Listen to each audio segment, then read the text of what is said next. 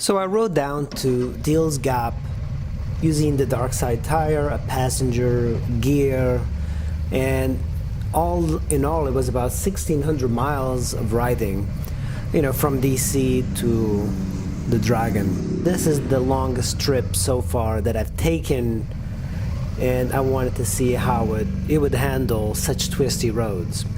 The dark side tire on the highway and commuting is great. It's really, you can't really tell much difference. Now in the Dragon, the one thing I do notice is that the Dragon is very, very tight. There's very tight turns, and I'm actually not particularly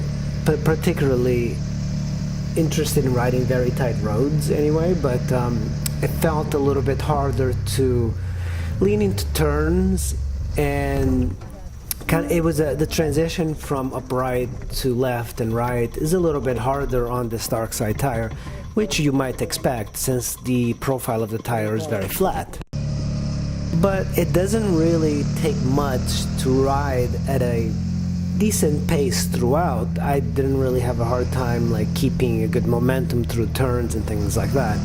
And I've ridden the Dragon before. I know I can ride the Dragon much faster, but I also had a passenger, so that affected the handling quite a bit.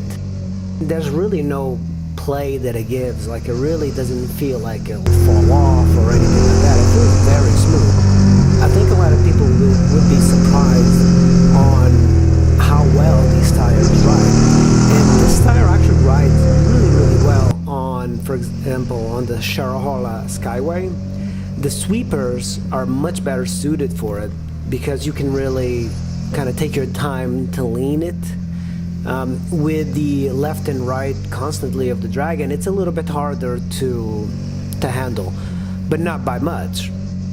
I know I could take a regular motorcycle tire through Deal's Gap more effortlessly, and I think now that I've gotten used to the tire, going to a motorcycle tire, it probably will seem a lot more flickable, the motorcycle tire. But it's really not a case for me. I can ride this thing at most average sport bike speeds and I'll be fine. One of the pros of this tire is that it's very cheap. One of the cons is that no motorcycle shop is going to install it for you.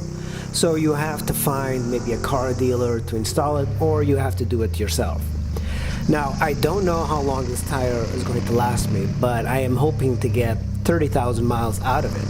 If I do, I'll be a pretty happy person, and I'll be interested in riding dark side tires for a really long time. So the major con that I see of this tire is that the low speed turns are a little bit more difficult than a motorcycle tire. If the road is at a lean or off camber and you're say at a standstill, for example going up to a stoplight, right outside the Dragon there is a very left leaning kind of turn where a lot of Goldwing riders drop their bike, and this flat tire makes it seem like it wants to stay flat, so you kind of have to keep that in mind. But it's really not much. If you have that in your head already that it will happen, you're not going to find any problems, but the bike will tend to stay flat on the off-road. It doesn't really handle very well because it tends to go straight most of the time, so it doesn't have the flickability of a motorcycle tire on gravel or dirt. But I don't really ride too much off-road, so it doesn't really matter for me. I do wish that I had this tire going cross-country, and the reason is because it costs a lot of money to change a tire when you're out, say, in Seattle. It's a very expensive city, and I had to change my tire there, including my chain. But the tire change, it's kind of, it puts you out of the way. Tires kind of go from having pretty good thread to almost no thread in a very short amount of time when it's time to change. So on this tire, I could have done this motorcycle trip I just did last summer with just one tire and probably still have plenty of life left on the tire instead of changing the tire twice. A lot of people on the forums and things like that they talk about how it's extremely dangerous and stuff like that, but nobody can actually point to any accidents that resulted directly from the tire.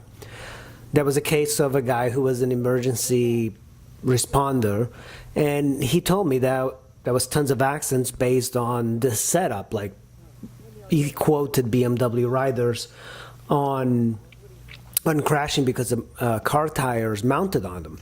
After questioning him, it just seemed like, complete BS. I think he just wanted to talk out of his ass, as a lot of people do. Now, when I first saw this dark side setup, I had the same idea. I thought it was a silly, very dangerous thing to do. And then I decided to do it. And now that I've done it, I can pretty much tell you guys that there is no danger of it. Like, the bike feels just as stable.